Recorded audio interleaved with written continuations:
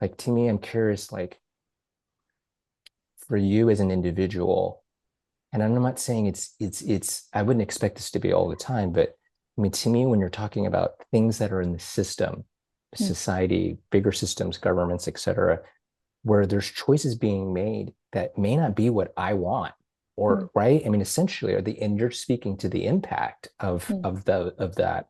mm, And it can feel, I mean, at the individual level, overwhelming or disheartening. mm, And I'm wondering if you could speak to how the things that you're doing, mm, which are very much not just you. I mean, you're maybe playing an active role in, you know, giving birth to these things, or midwiving, I think is the word mm, that I've heard you use. These kinds of processes, mhm, like how much is that an important part of mhm. healing in the Yeah. sense of something that feels like hopeless or Mhm. helpless? Thank you for the question.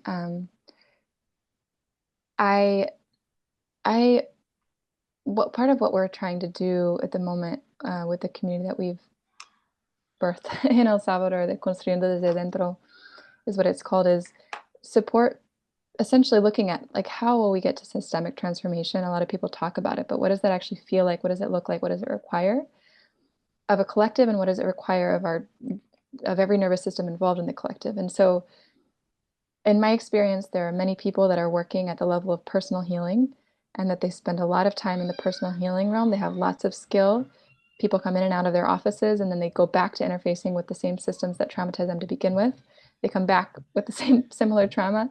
They work on their healing, they go back to the systems. And so I don't have a sense that one-on-one therapy or healing modalities are going to get us where we need to be at the level of the crisis that we're at.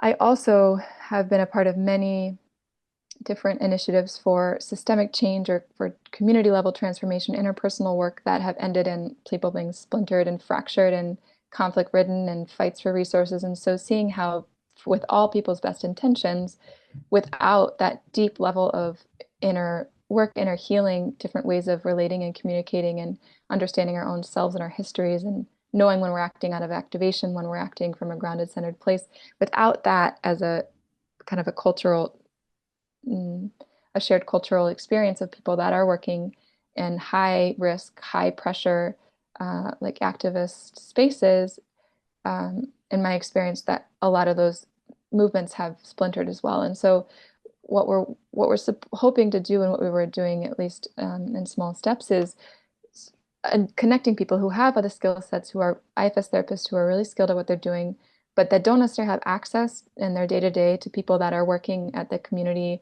systemic level, that are working for change. And similarly, folks that are working at those levels that don't for sure have access to therapy, to the inner work.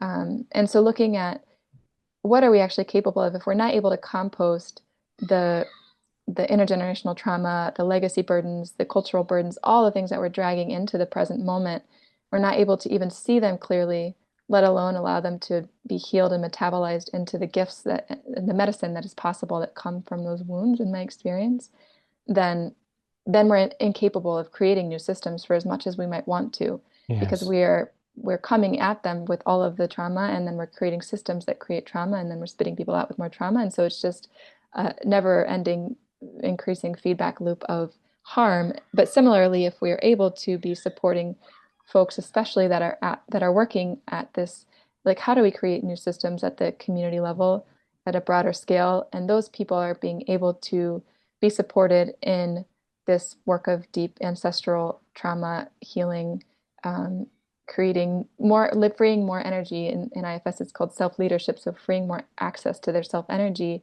to then bring that to bear.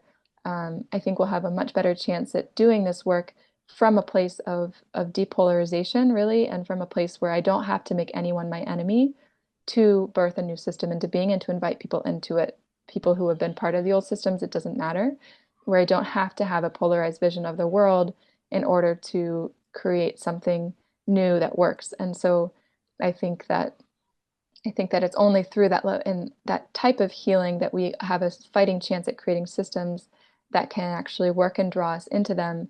And we've noticed in our work in El Salvador, it's really delicate, because when people come to the end, or she said the end of the 5 month experience of group and individual therapy, we just barely dabble into like the systemic piece around, okay, so imagine either be it the government or be it people that are pro-government or people that are anti-government. And whichever of those is more activating to your system, just be with whatever parts of you emerge around that and follow that. Tend to those parts, notice where in your history they were born, and oftentimes, there's massive amounts of trauma from whichever side people are on that inform their immediate reaction to whatever group of people is either for or against the government. And so the starting point is not we need justice and this is the stance you need to have. It's okay, how do you honor and be with whatever parts of yourself with very good reason activate you to the point of not being able to even imagine with curiosity into the other people, the other party, and what are their needs and what is their story and what is their pain. And oftentimes the exile in IFS language, the younger parts, the traumatized ones, the burdened ones that are being protected by these positions and these stances and these arguments or whatever, or affiliations with political groups or with resistance movements are the same. It's the same history of tragedy. It's the same history of loss. It's the same people that have been made to kill one another forever since colonization.